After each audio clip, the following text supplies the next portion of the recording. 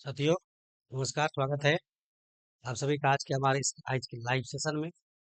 और आज हम लोग यहाँ पर देखेंगे महत्वपूर्ण वस्तुनिष्ठ प्रश्नों का विश्लेषण। और ये जो महत्वपूर्ण प्रश्न हैं ये पब्लिक फाइनेंस के होंगे, लोक वित्त के होंगे। और आज का जो सवाल होगा वो रिलेटेड होगा हमारा टैक्सेशन सिस्टम से। जो theories of taxation, principles of taxation system है उससे होगा। मैक्सिमम सोशल एडवांटेज थ्योरी से होगा। आ, जो टैक्सेशन का जो बेनिफिट थ्योरी है उससे रिलेटेड होगा।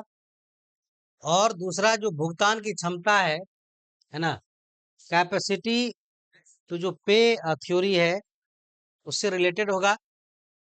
और आज का जो सेशन है हमारा काफी महत्वपूर्ण सेशन है। और यहाँ पर कुछ ऐसे सवाल भी शामिल हैं जो कि अभी कल जो एग्जाम हुए थे यूपी असिस्टेंट प्रोफेसर के, उसके भी सवाल इसमें कुछ शामिल हैं। और इसके अलावा एमपी पीएससी, एचपीपीएससी और आरपीएससी के सवाल आज के एग्जाम में शामिल हैं। कुछ सवाल ऐसे हैं जो यूजीसी नेट से लिया गया है और वो सारे सवाल यहाँ पर शामिल हैं। सदानंद, मुकेश, चंदन सभी का स्वागत है हमारे आज के लाइव सेशन में। चलिए चलते हैं, बिना देर किए हम लोग बढ़ते हैं आज के जो महत्वपूर्ण सवाल हैं उन सवालों पर बढ़ते हैं। और वो सवाल क्या है, उन सभी सवालों को एक एक करके हम लोग देखते हैं बिना देरी किए। और कमेंट सेक्शन में आप लोग भी जो है लाइव कमेंट जरूर करते रहिएगा, ठीक है। चलिए, तो सबसे पहले हम सवाल पर चलते हैं।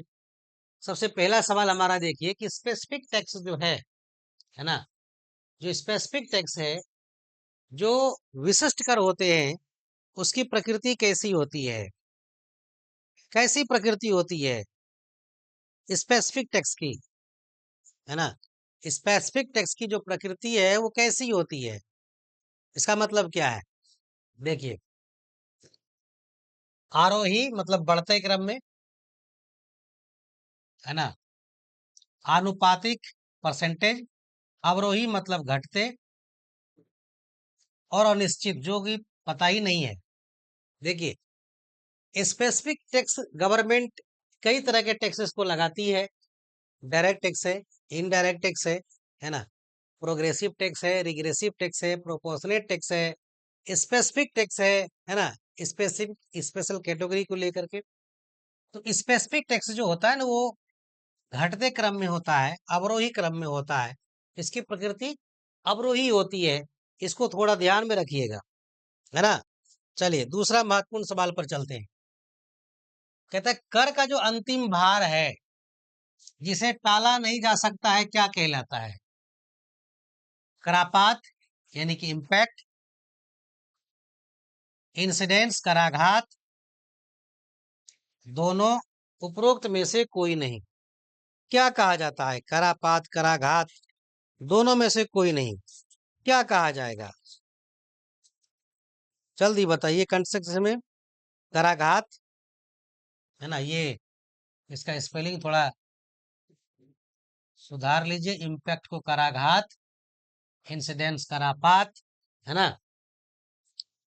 हिंदी वर्सन में देखिए, जब कभी क्या होता है ना कि आप कम्पिटिटिव एग्जाम्स दे रहे होते हैं और वहां पर इस तरह की गलतियां हो जाती हैं कि इंग्लिश में ठीक लिखा हुआ हो, हिंदी में कुछ एरर हो।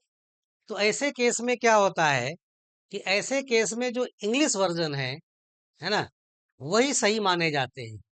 जानबूझकर हमने ऐसा किया था कि यहाँ पर देखिए हिंदी गलत है लेकिन इंग्लिश में सही है।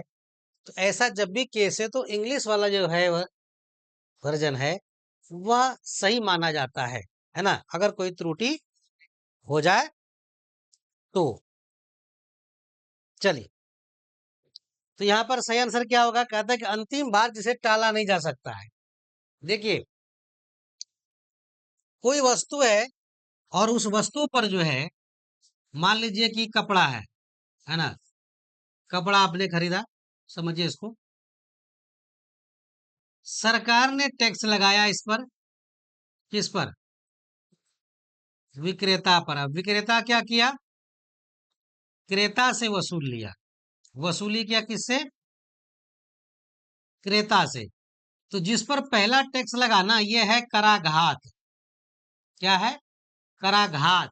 अंग्रेजी में कहते हैं इसको इम्पैक्ट ऑफ टैक्स। इम्पैक्ट किस पर पड़ा? जिस पर लगा, लेकिन वसूला किसे?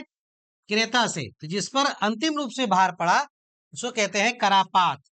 क्या कहते हैं? करापात, इंसिडेंस ऑफ टैक्स। ठीक है, इंसिडेंस ऑफ टैक्स।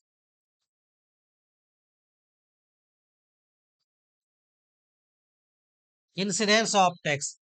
तो जिसको अब ये किस पर टालेगा? क्रेता किस पर टालेगा? नहीं टाल सकता है, तो ये हो जाएगा करापात। ठीक है, क्या कहते हैं? करापात, इंसिडेंस ऑफ टैक्स। ये पहले जिस पर लगाया गया उस पर इम्पैक्ट, लेकिन वो दूसरे पर टाल दिया, शिफ्ट कर दिया। तो जिस पर ये, अब क्रेता किसी को नहीं टाल सकता है, क्रेता को भी वहन करना पड़ेगा, भुगतान करना होगा। तो इसको कहते हैं करापात, इंसिडेंस ऑफ टैक्स। ठीक है, चलिए नेक्स्ट सवाल पर चलते हैं। और नेक्स्ट सवाल हमारा क्या है? देखिए, कराघात, इंसिडेंस। अब देखिए, यहां भी अगर आप देखेंगे तो अंग्रेजी वाला वर्जन जो है उसको मिलाइए और हिंदी वाला मिलाइए, देखिए दोनों अलग अलग चीजें हैं। अगर आप दोनों को देखेंगे, अंग्रेजी और हिंदी दोनों को, तो यहाँ पर आपको अंतर दिखेगा। क्या पहले की तरह गलतियां हैं, इसके पहले वाला सवाल की तरह, या फिर ये सही है? देखिए, है इंसिडेंस, यहाँ है कराघात। दो बातें समझिए, जब कराघात लिखा है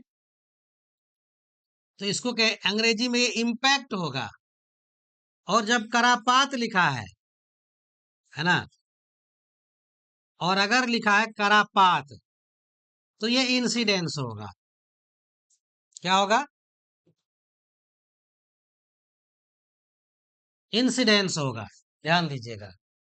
तो यहां पर इंसिडेंस का तो कराघात नहीं होगा, यहां पर करापात होगा। तो ऐसे सिचुएशन में हम क्या करेंगे? जब इस तरह की गलतियां हो तो इंग्लिश वर्जन को सही मानेंगे, अंग्रेजी वाला सही मानेंगे। ठीक है, क्या करेंगे? अंग्रेजी वाला सही मानेंगे। तो क्या कह रहा है कि करापात के अर्थ के लिए कौन सा तथ्य सर्वोत्तम है? करापात के लिए कर का मौद्रिक भार, कर का अप्रत्यक्ष मौद्रिक भार, कर का प्रत्यक्ष मौद्रिक भार, उपरोक्त में से कोई नहीं। चलिए इसको बताइए, सही आंसर क्या होगा? करापात का मतलब समझ गए, कराघात का मतलब भी समझ गए। ठीक है, देखिए एक्चुअल में क्या होता है कि ये जो करापात है, लगाया किस पर? विक्रेता पर, वसूला किससे? क्रेता से।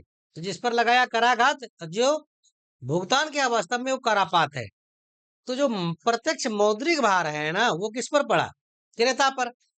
तो वो प्रत्यक्ष मौद्रिक भार होता है क्या? करापात।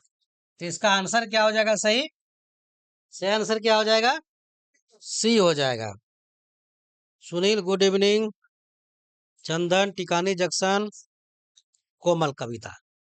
चलिए उसके बाद देखते हैं हम लोग नेक्स्ट सवाल पर। कर विवर्तन, शिफ्टिंग ऑफ टैक्सेशन की प्रक्रिया है। शिफ्टिंग ऑफ टैक्सेशन क्या है, पहले इस चीज को समझिए।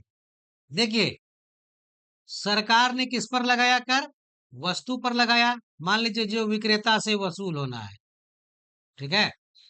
अब विक्रेता किस पर शिफ्ट कर दिया? क्रेता पर कर सकता है। तो सरकार विक्रेता, विक्रेता क्रेता पर, ये जो आप देख रहे हैं ना, विक्रेता इस पर फेंक दिया, इसको कहते हैं शिफ्टिंग ऑफ टैक्सेशन। तो विक्रेता पर क्या है? यहाँ इम्पैक्ट है। क्रेता पर क्या है? इंसिडेंस है ना। तो इम्पैक्ट है, ये क्या है? कराघात है। और इंसिडेंस को क्या कहते हैं? करापात है।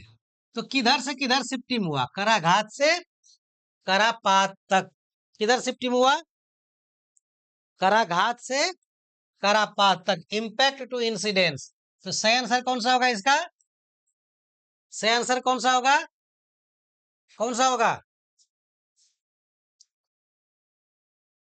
इम्पैक्ट कहते हैं कराघात, है ना। अच्छा, कराघात।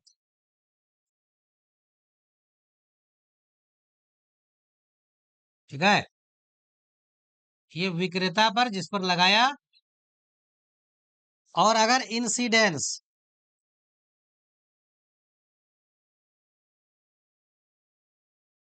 करापात जो होगा, जो अंतिम प्रत्यक्ष मौद्रिक भार वहन करेगा, वो क्रेता होगा, है ना।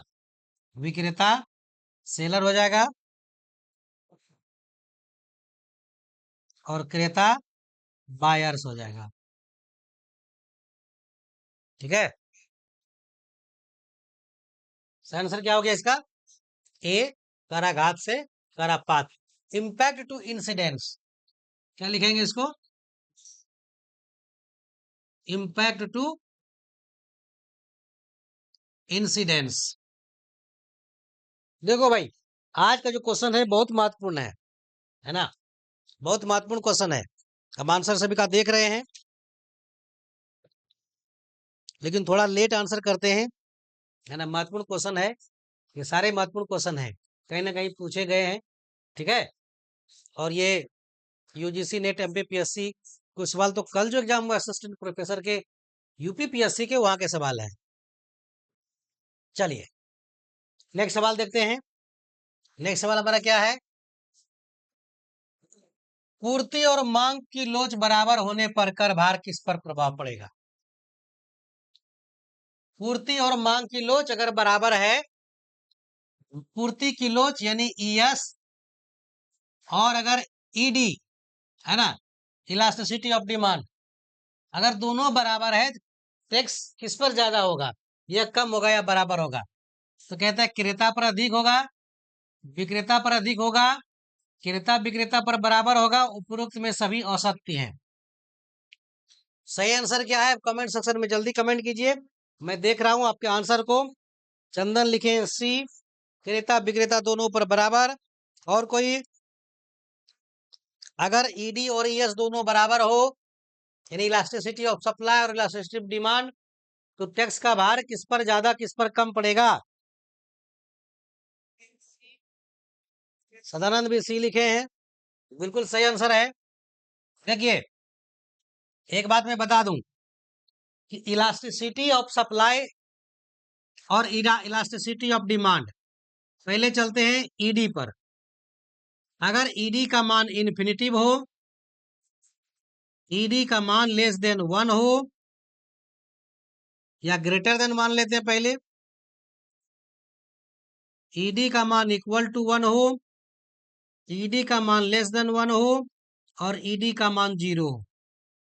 ठीक है, अगर ईडी इनफाइनाइट है, यानी मांग की लोच जो है अगर ये अनंत है, ठीक है, इस तरह से, तो हमने आपको बताया था कि अगर कीमत थोड़ी भी बढ़ाएगा तो डिमांड पूरा घट जाएगा। इस दशा में जो है संपूर्ण कर भार विक्रेता पर होगा। किस पर होगा? पूरा टैक्स जो है विक्रेता वहन कर लेगा, लेकिन कीमत को नहीं बढ़ाएगा।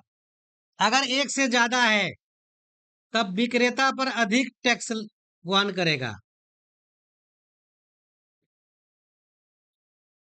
विक्रेता पर अधिक कर भार होगा।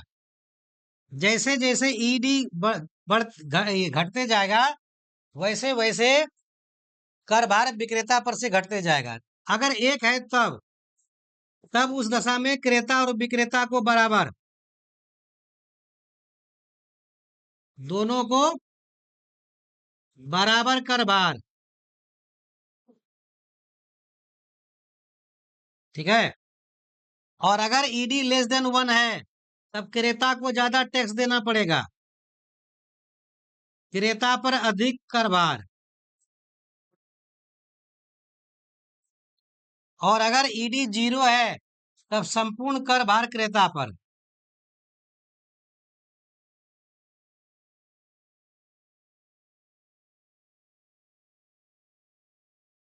संपूर्ण कर भार क्रेता पर। ये कब? ईडी देखिए, जैसे जैसे ईडी जितना कम होगा, ठीक है, तो क्रेता पर भार ज्यादा। ईडी जितना ज्यादा, विक्रेता पर भार ज्यादा। ठीक है, अच्छा अब चलते हैं।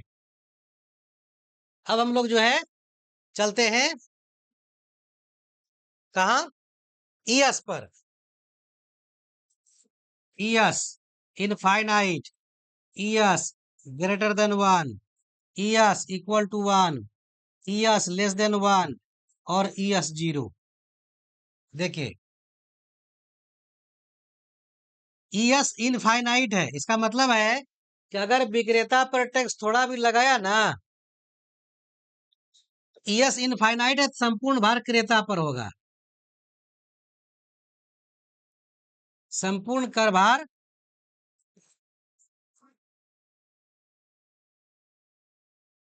क्रेता पर।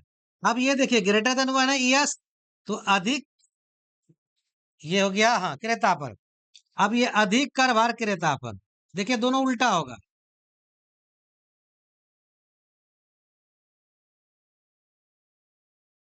अधिक कर भार क्रेता पर 1 है, तब दोनों बराबर, क्रेता व विक्रेता दोनों पर बराबर कर भार।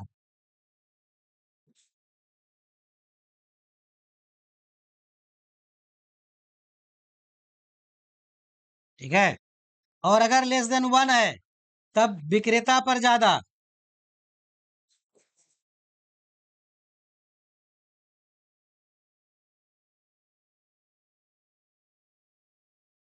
विक्रेता पर अधिक, और 0 है तो संपूर्ण कर भार विक्रेता पर होगा।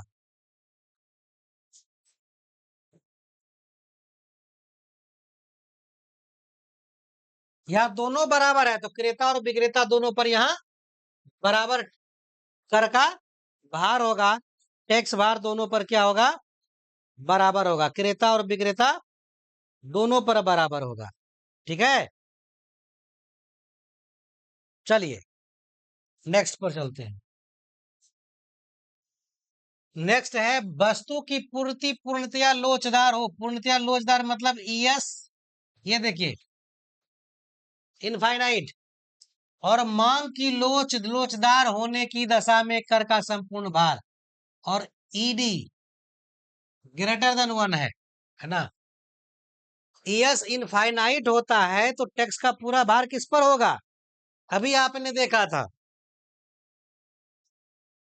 पूर्ति अगर पूर्णतया लोचदार हो, इस तरह से इनफाइनाइट हो, तो कर का संपूर्ण भार किस पर पड़ेगा, क्रेता विक्रेता दोनों पर बराबर क्या पड़ेगा, दोनों पर पड़ेगा। सॉरी माफ कीजिए, क्रेता पर ज्यादा पड़ेगा। अगर ईएस इनफाइनाइट हो तो विक्रेता क्या करेगा, संपूर्ण कर भार जो है क्रेता पर डाल देगा, सफल हो जाएगा। कब ये, अगर ईडी इनफाइनाइट हो, है ना, तब संपूर्ण कर भार किस पर जाएगा, किस पर, विक्रेता पर होगा।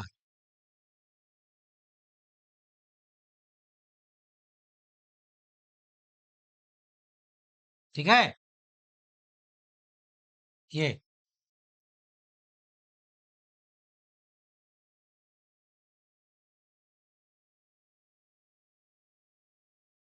याद कर रखिएगा इसको, काफी महत्वपूर्ण चीज है ये, समझे। कौन सा आंसर हो गया, चंदन कविता ए आंसर सही है, बिल्कुल सही, बहुत अच्छा। नेक्स्ट सवाल क्या है, अगर ईडी इनफाइनाइट हो और ईएस 0 हो, ईडी इनफाइनाइट या ईएस 0 फर्क नहीं पड़ता है, लेकिन अगर ईडी इनफाइनाइट हो तो टैक्स का भार किस पर पड़ेगा। अभी आप बताइए, अभी आपने देखा था अगर ईडी इनफाइनाइट हो, मतलब है कि अगर टैक्स बढ़ाने से कीमत थोड़ी भी बढ़ी ना तो डिमांड धड़ाम हो जाएगा।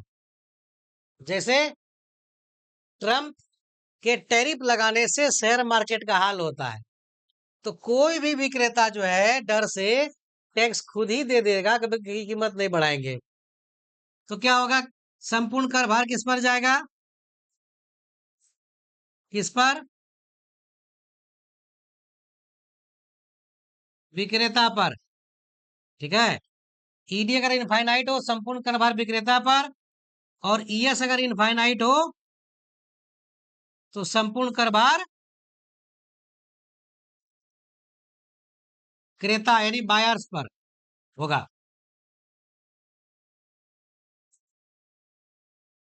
इस बात को ध्यान रखिएगा, ठीक है। नेक्स्ट चलते हैं।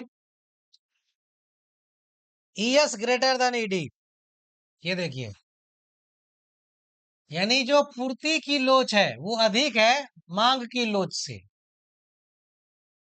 तो टैक्स का भार जो है क्या होगा, विक्रेता की अपेक्षा क्रेता पर अधिक होगा, क्रेता की अपेक्षा विक्रेता पर अधिक होगा, क्रेता विक्रेता को बराबर होगा, सभी गलत है ऊपर में से। किस पर ज्यादा टैक्स भार होगा, किस पर ज्यादा होगा,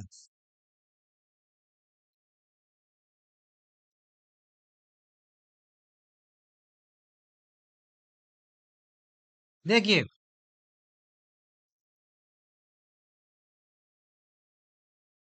ईएस क्या है, इलास्टिक है, मतलब ऐसे, है ना।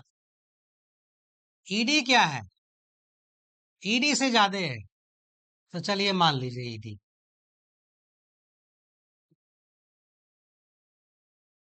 ये इक्विलिब्रियम प्राइस है। अब मान लीजिए टैक्स के बढ़ने से जो है कुछ रुपया इस पर टैक्स लगा देते हैं,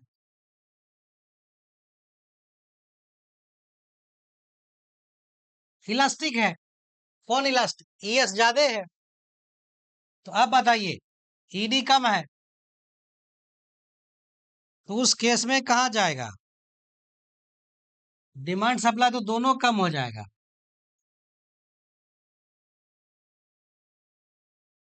अब यहां पर देखिए, टैक्स लगा कितना, इतना, अगर इतनी क्वांटिटी खरीदता है तो टोटल टैक्स इतना है।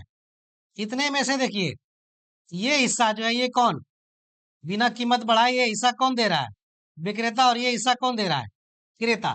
तो ज्यादा हिस्सा कौन दे रहा है, क्रेता की विक्रेता, ज्यादा हिस्सा कौन दे रहा है, ये हिस्सा ऊपर वाला, ऊपर वाला हिस्सा टैक्स कौन भर रहा है, ये कौन भर रहा है, क्रेता। अब विक्रेता कितना भर रहा है, इतना, तो विक्रेता से ज्यादा टैक्स कौन दे रहा है, क्रेता। तो विक्रेता की अपेक्षा क्रेता पर अधिक अनुपात में टैक्स पड़ेगा। इसका आंसर सही क्या हो जाएगा, ए। अगर आप ले लेंगे इसको, मान लीजिए E1 ले लेते हैं, आर और टी ले लेते हैं, तो टोटल टैक्स यहाँ कितना है, टोटल टैक्स बर्डन कितना है, आर से लेके E1 तक, बायर्स पर कितना है, ये कीमत जो बढ़ा वो बायर्स को देना होगा टी से E1 तक, और सेलर्स पर कितना होगा, ये इतना, तो टी आर के बराबर। तो यहां पर तो टीई जो है 1, ये ग्रेटर देन टी आर है, यानी कि क्रेता को ज्यादा टैक्स देना होगा विक्रेता की अपेक्षा, ठीक है। चलिए नेक्स्ट क्वेश्चन पर चलते हैं, और इसको आप देखिए और बताइए कि यहाँ क्या कंडीशन है हमारा। सवाल क्या है, सवाल है जब कर का भार क्रेता की अपेक्षा विक्रेता पर अधिक हो, क्रेता की अपेक्षा विक्रेता पर कर भार कब ज्यादा होगा। देखिए, क्रेता पर कम, विक्रेता पर कर भार ज्यादा हो, या विक्रेता पर कर भार क्रेता के कर भार से ज्यादा हो। कब ऐसा होता है कि विक्रेता पर कर भार ज्यादा होता है, देखिए, अगर ईएस मान लीजिए इनफाइनाइट है, तो संपूर्ण कर भार किस पर जाएगा, किस पर जाएगा, क्रेता पर जाएगा। हम आपको बताते हैं, और एक टेबल को जो है आप अच्छे से सजा के रखिएगा, है ना। देखिए, इलास्टिसिटी ऑफ सप्लाई, ठीक है, कर भार,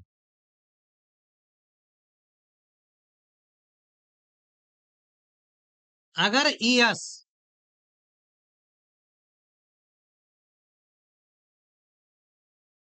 या।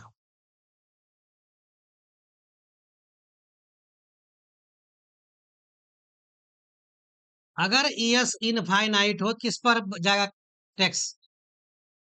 क्रेता पर जाएगा, संपूर्ण कर भार,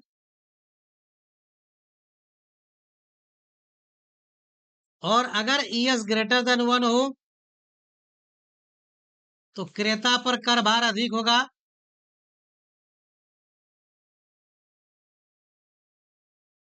और अगर ईएस इक्वल हो 1 के तो क्रेता और विक्रेता दोनों को बराबर कर भार होगा, और अगर ईएस लेस देन 1 हो तब किस पर होगा?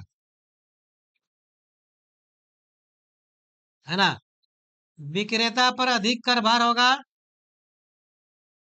और अगर ईएस 0 हो तब संपूर्ण कर भार विक्रेता पर होगा।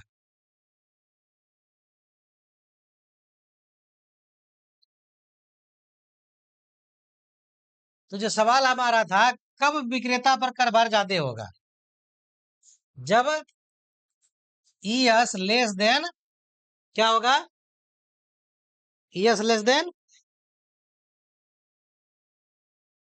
जब कर का भार विक्रेता की अपेक्षा किसका था?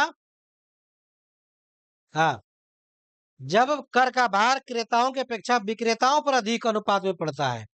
विक्रेता पर कर भार का जब ज्यादा होगा तब वहां पर जो है ईडी ज्यादा होगा ईएस से। अगर ईडी ज्यादा है तब जो है क्या होगा? कर भार विक्रेता पर अधिक होगा। ठीक है, विक्रेता पर कर भार अधिक होगा। अच्छा, इसका तो आंसर आपने देखा। एक और, ईडी और कर भार,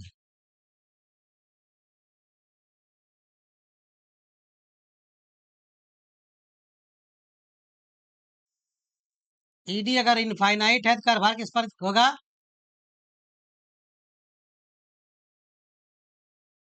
संपूर्ण कर भार किस पर? अभी आपके बताया विक्रेता पर, और अगर ईडी ग्रेटर देन 1 हो तब विक्रेता पर अधिक होगा, हालांकि कुछ क्रेता पर भी होगा। विक्रेता पर अधिक, और अगर ईडी 1 के बराबर हो तब दोनों पर बराबर, क्रेता और विक्रेता पर कर भार बराबर होगा। अगर ईडी लेस देन 1 हो तब क्रेता पर ज्यादा होगा, क्रेता पर अधिक कर भार होगा, और अगर ईडी 0 हो यानी कि इनइलास्टिक हो तो संपूर्ण कर भार क्रेता पर होगा।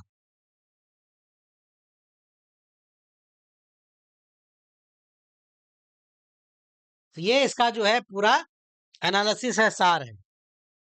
नेक्स्ट पर चलिए। नेक्स्ट सवाल है,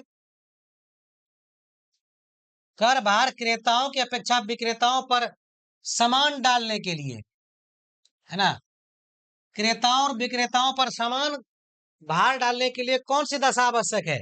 देखिए, दोनों पर सभी बराबर होगा।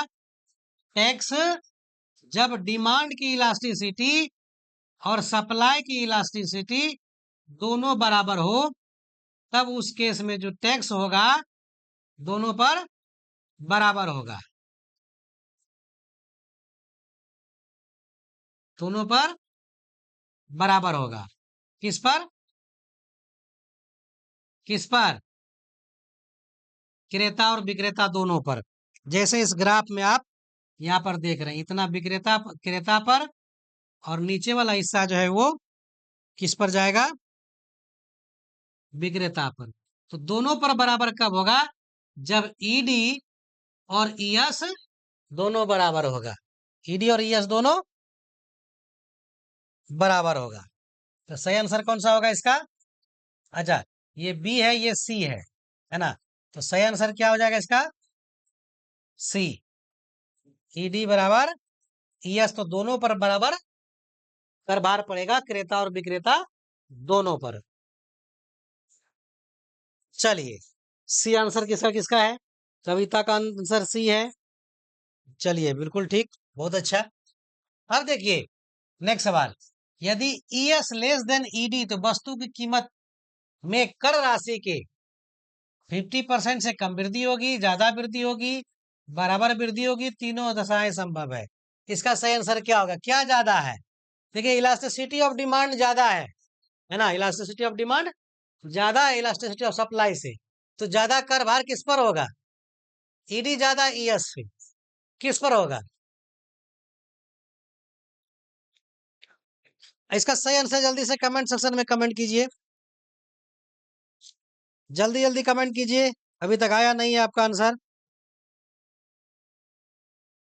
ईएस लेस देन है ईडी, है ना, ईएस लेस देन ईडी यानी पूर्ति की लोच पूर्ति की मांग से कम है, तो 50% से अधिक के बराबर की वृद्धि यहाँ पर 50% से अधिक वृद्धि हो जाएगी, क्योंकि ईएस यहाँ पर कम है, तो जो है कीमत को बढ़ाने में सक्षम हो जाएगा।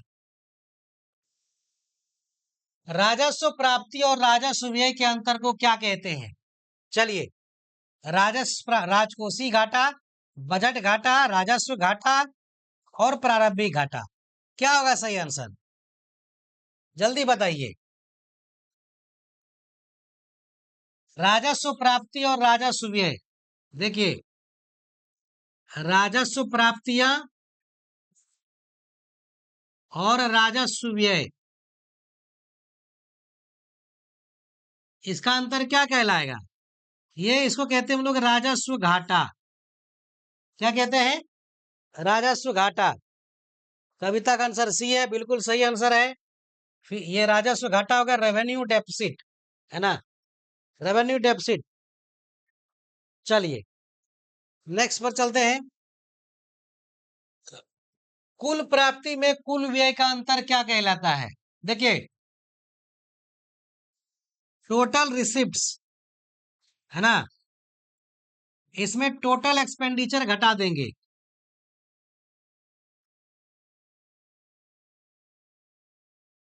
तो क्या होगा? क्या कहते हैं इसको? इसको कहते हैं बजट डेफिसिट,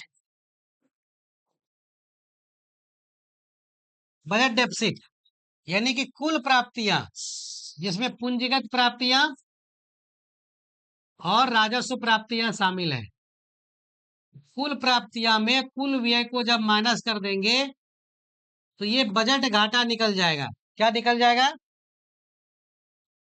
इसको कहते हैं हम लोग बजट घाटा। आपको बजट सेशन में इसको आपने पढ़ा था। तो सही आंसर कौन सा होगा? सही आंसर कौन सा होगा? बी हो जाएगा, बजटीय घाटा। ठीक है, चलिए अगले सवालों पर चलते हैं। अगला सवाल है, केंद्र सरकार के लिए आरबीआई यानी रिजर्व बैंक ऑफ इंडिया की निवल साख नेट आरबीआई क्रेडिट में होने वाली वृद्धि को क्या कहा जाता है? प्राथमिक घाटा, बजट घाटा, राजस्व घाटा, मौद्रीकृत घाटा। देखिए राजस्व घाटा आपने जाना कि राजस्व प्राप्तियां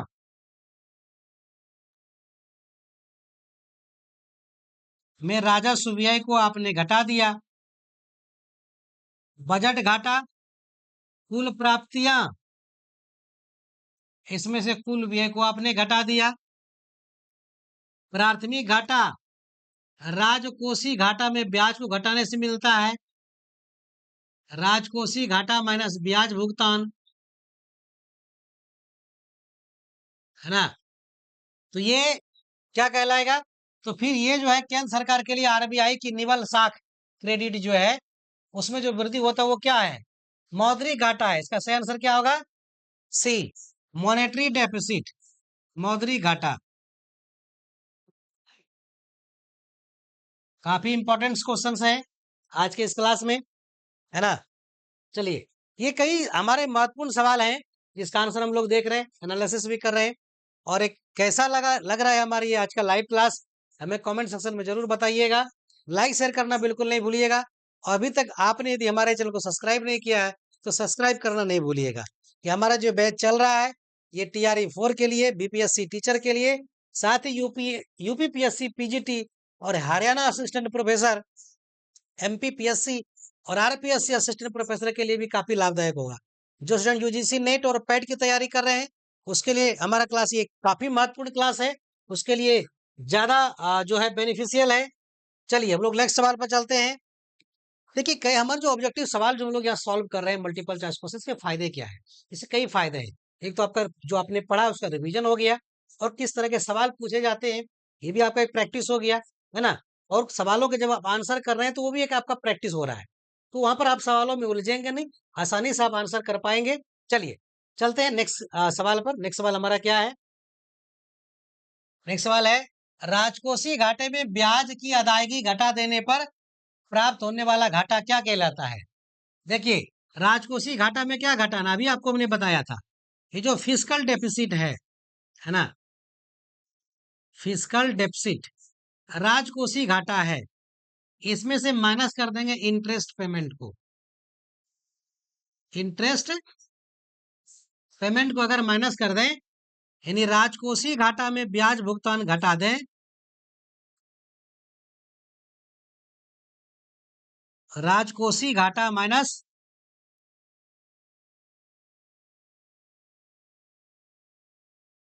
ब्याज भुगतान, तो इसको कहते हैं प्राइमरी डेफिसिट, है ना। क्या कहते हैं? प्राइमरी डेफिसिट कहते हैं, प्राथमिक घाटा कहते हैं। क्या कहते हैं? प्राथमिक घाटा।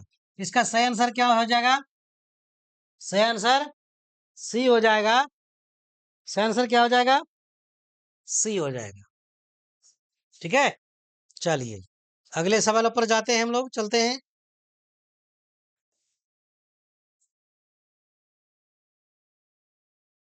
चलते हैं अगले सवाल पर, और ये सवाल हमारा है अगला सवाल,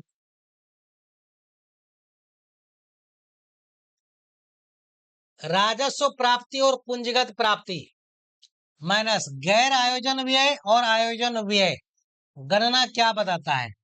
पहले यहां पर आपको बता देते हैं, जो टोटल रिसिप्ट है गवर्नमेंट का, पब्लिक रेवेन्यू आप जिसको कहते हैं, है ना, पब्लिक रेवेन्यू कुल आय जिसको कहते हैं, इसमें दो चीजें शामिल है। एक है रेवेन्यू रिसिप्ट्स,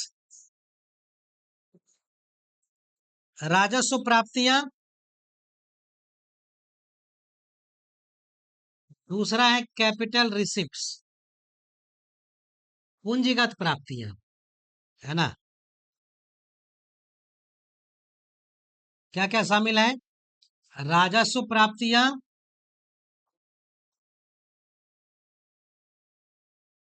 और पूंजीगत प्राप्तियां। ये हिस्सा क्या हो गया? कुल आय हो गया, सार्वजनिक आय हो गया, है ना, सार्वजनिक आय। और ये जो आप देख रहे हैं ना, गैर आयोजन प्लस आयोजन व्यय, तो कुल व्यय दो भाग में बढ़ जाता है ना। कुल व्यय एक सिस्टम था, प्लान एक्सपेंडिचर, है ना, और नॉन प्लान एक्सपेंडिचर चलता था।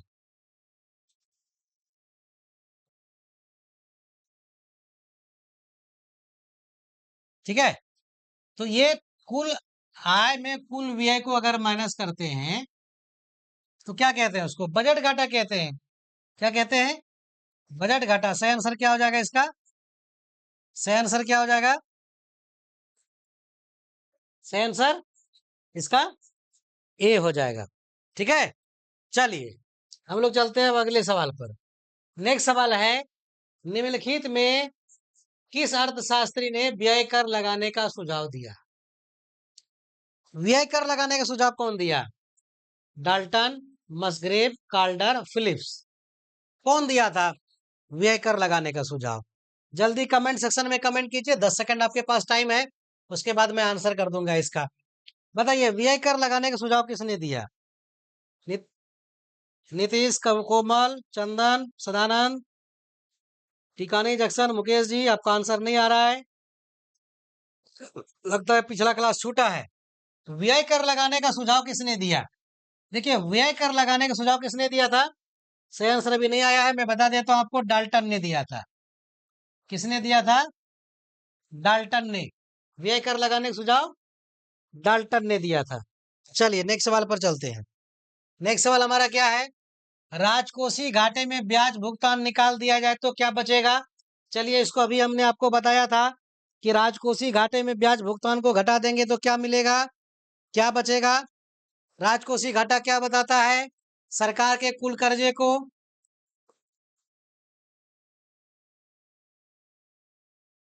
राजकोषीय घाटा क्या बताएगा? सरकार के कुल कर्ज को, ठीक है,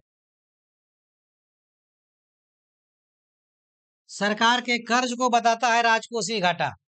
और राजकोषीय घाटा में जब ब्याज भुगतान को माइनस करेंगे तो वो क्या निकलेगा हमारा? क्या निकलेगा? ऑप्शन देखो, प्राथमिक घाटा, बजट घाटा, राजस्व घाटा, मौद्रीकृत घाटा। तो सही आंसर क्या है इसका? सही आंसर ए होगा। ए में क्या है? क्या है ए में? ए में प्राथमिक घाटा है। नेक्स्ट चलते हैं। नेक्स्ट सवाल है, डाल्टन के अधिकतम सामाजिक लाभ का सिद्धांत का मुख्य उद्देश्य क्या है? मैक्सिमम सोशल एडवांटेज जो डाल्टन का सिद्धांत आपने पढ़ा था, उसमें क्या उसका उद्देश्य है? कर की दर को बढ़ाना, सरकारी व्यय को बढ़ाना, सामाजिक कल्याण को अधिकतम करना, कर से बचना। तो मैक्सिमम सोशल एडवांटेज क्या था? सोशल एडवांटेज को बढ़ाना है, अधिकतम सामाजिक लाभ को बढ़ाना है। वो कब होगा? जब मार्जिनल जो जो सोशल सेक्रीफाइस है, मार्जिनल सोशल बेनिफिट के बराबर होगा, तो वहां पर सोशल जो एडवांटेज है मैक्सिमम होगा, है ना? तो ये है आंसर इसका C, maximum social advantage. Next next सवालों पर चलते हैं हम लोग। नेक्स्ट सवाल है, डाल्टन के अनुसार अधिकतम सामाजिक लाभ कब अधिकतम होता है? जब कर प्राप्ति न्यूनतम हो, जब सीमांत सामाजिक लाभ, मार्जिनल सोशल बेनिफिट, सीमांत सामाजिक बलिदान, मार्जिनल सोशल सैक्रिफाइस के बराबर हो, सी जब कर न लगे, और डी जब कर शून्य हो, खर्च शून्य हो। तो डाल्टन के अकॉर्डिंग सोशल जो एडवांटेज था वो मैक्सिमम कब था? जब एमएसबी यानी मार्जिनल सोशल बेनिफिट और मार्जिनल सोशल सेक्रीफाइस बराबर होगा, तब क्या होगा? मैक्सिमम सोशल एडवांटेज होगा। क्या होगा? मैक्सिमम सोशल एडवांटेज होगा। तो सही आंसर कौन सा हो जाएगा इसमें? सही आंसर हमारा बी हो जाएगा। तो 20 नंबर का आंसर हो गया सही हमारा 20। चलिए नेक्स्ट सवाल पर चलते हैं। नेक्स्ट सवाल है, एबिलिटी टू पे सिद्धांत का समर्थक कौन है? एबिलिटी टू पे थ्योरी क्या कहता है? कहता है जो जितना टैक्स देने में सक्षम है उससे उतना टैक्स लेना चाहिए। तो ये कंसेप्ट किसका है? एडम स्मिथ का था। किसका था? एडम स्मिथ के समर्थक थे, हालांकि कई लोग हैं उसमें शामिल हैं। चलिए नेक्स्ट सवाल चलते हैं। अधिकतम सामाजिक लाभ का सिद्धांत किस नीति से संबंधित है? मौद्रिक नीति, मॉनेटरी पॉलिसी, राजकोषीय नीति, फिस्कल पॉलिसी, व्यापार नीति, ट्रेड पॉलिसी, श्रम नीति, लेबर पॉलिसी। चलिए सही आंसर बताइए इसका। किससे संबंधित है? किससे संबंधित है? गवर्नमेंट जो पॉलिसी अपनाती है, fiscal policy, RBI monetary policy. देखिए, जो मैक्सिमम सोशल एडवांटेज है डाल्टन का, ये क्या कहा कि सरकार जो कर लेती है उससे सोशल बेनिफिट मैक्सिमम होना चाहिए, यानी इस तरह खर्च करे कि सोशल बेनिफिट मैक्सिमम हो। तो वो राजकोषीय नीति से संबंधित है, सरकार के आय व्यय संबंधित है। सही आंसर क्या होगा इसका? सही आंसर बी होगा। सही आंसर बी। चंदन, मुकेश, विनोद जी, सही आंसर है आपका। चलिए नेक्स्ट सवाल पर चलते हैं। नेक्स्ट सवाल हमारा है, एबिलिटी टू पे सिद्धांत का किस प्रकार का कर का समर्थन करता है? एबिलिटी टू पे थ्योरी जो है प्रिंसिपल है टैक्सेशन का, कहता है किस तरह के कर का समर्थन करता है? प्रतिगामी, यानी कि इसको अंग्रेजी में कहेंगे तो रिग्रेसिव टैक्स, है ना, समान कर, इक्वल टैक्स, प्रगतिशील कर, प्रोग्रेसिव टैक्स, और एक है अप्रत्यक्ष कर, इनडायरेक्ट टैक्स। क्या कहता है एबिलिटी टू पे थ्योरी? कहता है जो जितना कर देने में सक्षम है उससे उतना कर लीजिए। यानी अगर कोई ज्यादा कमाता है तो उससे ज्यादा कर लीजिए, जिसकी आय ज्यादा है उससे ज्यादा कर लीजिए, कम आय वाले का कम कर लीजिए। वो प्रगतिशील कर, प्रोग्रेसिव टैक्स के कंसेप्ट पर काम करता है। इसका आंसर सही क्या हो जाएगा? सी।